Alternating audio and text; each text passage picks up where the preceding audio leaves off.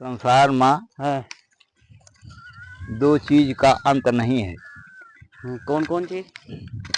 एक मनुष्य की व्यथा, एक भगवान की कथा। कथा। हाँ। इसका दो चीज का अंत नहीं है। हाँ। क्योंकि अगर विवेक है, ज्ञान है, तो कथा को आप बढ़ाते जाइए, बढ़ती चली जाएगी। हाँ हाँ, ये तो बात सत्य है। जितना मन कहा उतना कथा बढ़ाओ, वो बढ़ती चली जाएगी। हाँ। लेकिन विवेक है तो, ज्ञान है तो। हाँ। और व्यथा, मन की व्यथा दो होती है, एक मन की होती है, एक तन की होती है। तो तन वाली व्यथा ही आए, मन तन वाली व्यथा ही आए, जैसे रोग ग्रसित हो गई। हाँ, तन से ग्रसित हो गया, पूरा शरीर बेकार ही है। शरीर बेकार है। तो ये तो नाना प्रकार का रोग होगा। तो ये आए, तो ये तो तन की व्यथा है। और मन की व्यथा ये है कि हम सपना देख रहे हैं कि हमारे बोलेरो हो जाए, हमारे कार हो जाए, हमारे हाथी घोड़ा बन जाए, हमारे दठो नौकर लाग जाए। अब पूरा नहीं हो रही है, पूरा नहीं हो रही है। मन हमेशा दुखी रहे में लाग रहेगा जी, यो करवाना भाव। मन की व्यथा और तन की व्यथा ये कभी संसार से जाती नहीं है, न जाए न गए। तो संसार में अगर तन की व्यथा, मन की व्यथा मिटाना है तो दवाई करना है। तो उसकी दवाई क्या है? एक दवाई है और दवाई नहीं। कौन दवाई है भैया? जैसे हम कोनो काम करते ही जानते ही कि बड़ा कठिन काम है, होए ना। और सपन देखा है कि नहीं हो जाता, बड़ा बढ़िया हो जाता। तो उसके लिए एक दवा है, भगवान के ऊपर निर्भर हो जाइए, छोड़ दीजिए। जो प्रभु करेंगे वही होगा, जो हमारे भाग में बधा होगा वही होगा। और माने कि संतोष जो कर लिया जाएगा तो फिर वो व्यथा दूर हो जाएगी। और नहीं तो नहीं होगी, क्योंकि लिखा गया है कि बिन संतोष न काम न साही, अकाम अछत सुख सपन्यो नाही। अगर मन में व्यथा रही तो सुख कभी हो नहीं सकता। तन कभी भी सुख की आशा आप छोड़ दीजिए। सुख तो देने वाला कोई दूसरा है, भगवान है। और सुख कब मिलेगा? जब हमारे कर्म श्रेष्ठ होंगे। कर्म प्रधान है, कर्म है, कर्म हमारा श्रेष्ठ होगा तो फिर हमें को संसार में कोई ऐसी वस्तु नहीं है जो कि नाप हम प्राप्त कर सकें। कोई वस्तु नहीं है संसार में। कलयुग कहा थे भैया सब गड़बड़ आता है, तो आपके हिसाब से कहा है ठीक है? कलयुग बहुत अच्छा युग है। कलयुग सम नहीं आन युग, कलयुग की तरह दूसरा युग नहीं है। लिखा है कलयुग सम नहीं आन युग, जो नर कर विश्वास। लेकिन भाई विश्वास करे क्या? हम घास छोड़ते ही घास ले जाएंगे और खिलाएंगे तो हमें दूध मिलेगा। और विश्वास तो लिखा है कलयुग सम नहीं आन युग, जो नर कर विश्वास। गाय राम गुण गण विमल भवबिन तरह प्रयास। कल और युग में था तो लोग तपस्या करते थे। जंगल में जाकर के ऋषि मुनि तपस्या करते थे, शरीर को गला देते थे, भगवान का ध्यान करते थे। भगवान मिलते थे, ऐसी बात नहीं है, लेकिन बहुत दिन बाद भगवान मिलते थे। लेकिन इस युग में तत्काल कर्म का फल मिलता है। तत्काल आज हम खराब कर्म करेंगे तो कल मिले। तो आज हम खराब कर्म किए तो कल हमका पुलिस ले जाए, जरूर 4 डंडा मारे गाड़ी पे। जहाँ आउट होएगा कि हे हो फलाने ये काम कहे जा पूछा नहीं के, पुलिस के काने आवाज पहुंचा चल साले। तो कर्म का फल तो आई। तो लिखे कि कलयुग सम नहीं आन युग, जो नर कर विश्वास। गाय राम गुण गण विमल भवबिन तरह प्रयास। कलयुग केवल नाम आधारा, और सुमिर सुमिर नर उतरहि पारा हाँ। कलयुग केवल हर गुण गाहा, गावत नर पावे भव थाहा, हाँ हाँ और कलयुग तरनि उपाय न कोई, हाँ। राम भजन रामायण दोई। दोई। भगवान प्रसंग में का आ जा सकता भैया, आय?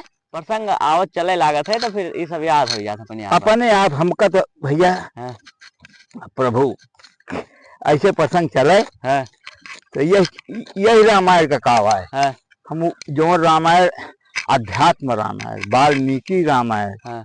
इनका ही सबका कथा आवे लागत है हमारे मुहे पे। अच्छा हाँ अध्यात्म रामायण वाल्मीकि रामायण, अध्यात्म रामायण जबकि इस तरह से है जैसे हाथ में रेखा है। हाँ हाँ हाँ अब अनुभव से मनी बताओ थे हो तोरे हाथी रड़ा देखे रेखा देखी, अरे तुमका तो बड़ा कष्ट हो गए, बड़ा कष्ट है, ई करा वो करा है।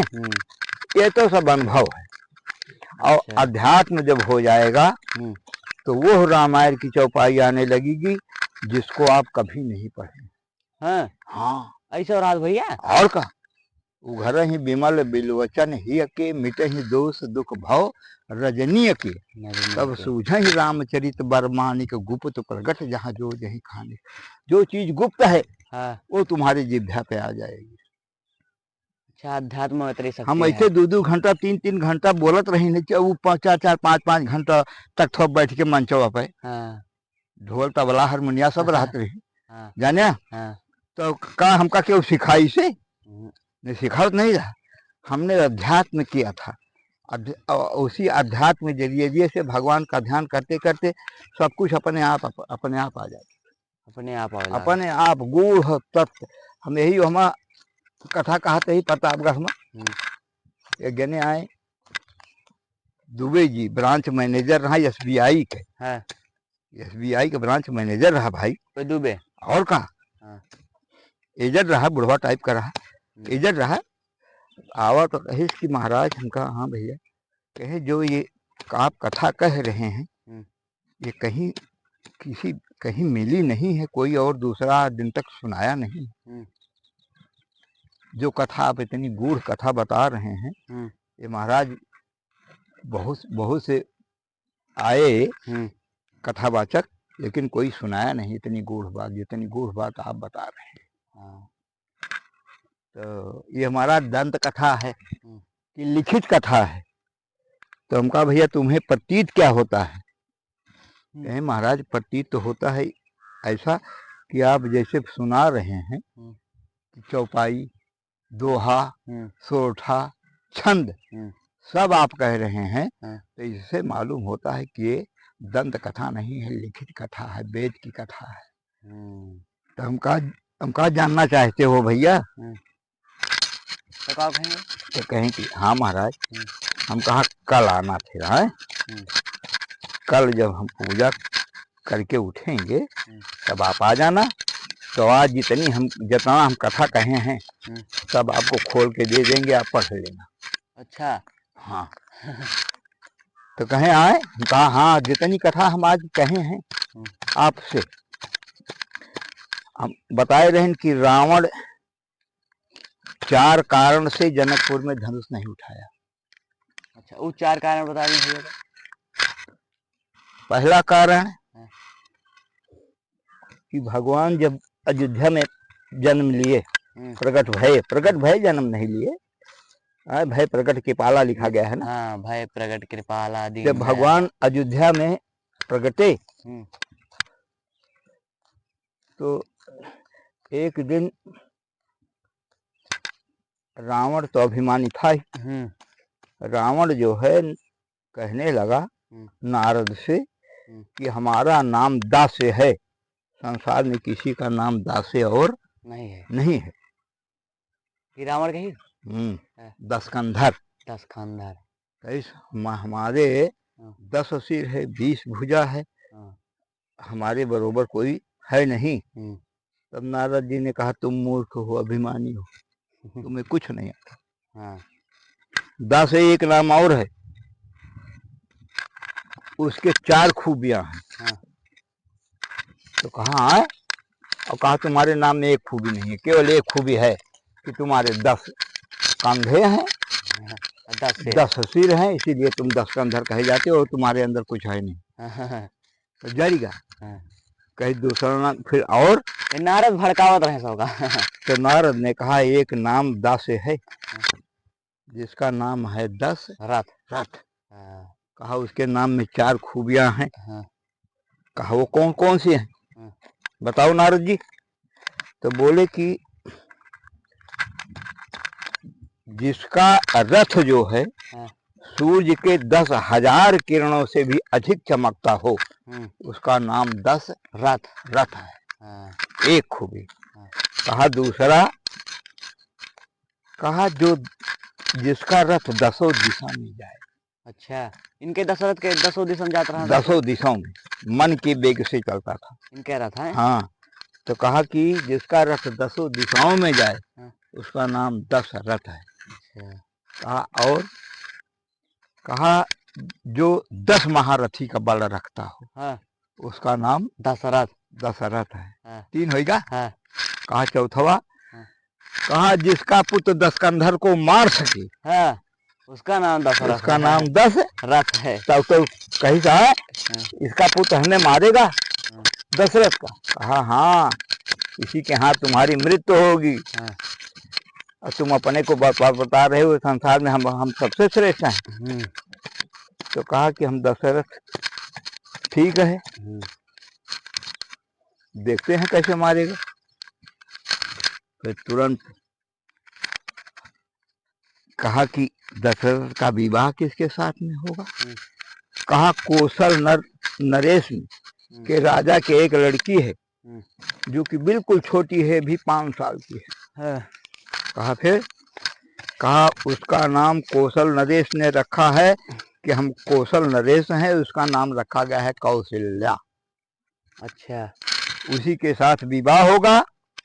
बहुत पहले का था है। हाँ, बात याद है। हाँ, उसके साथ विवाह होगा दशरथ का। हाँ, दशरथ के पुत्र होगा। हाँ। 4 पुत्र होंगे, राम लक्ष्मण भरत शत्रुघ्न। पहले से सब पता रहा ना। हाँ, तो कहा फिर, तो कहा उसी का पुत्र के हाथ, तुम्हारे राम के हाथ में तुम्हारी मृत्यु है। अच्छा।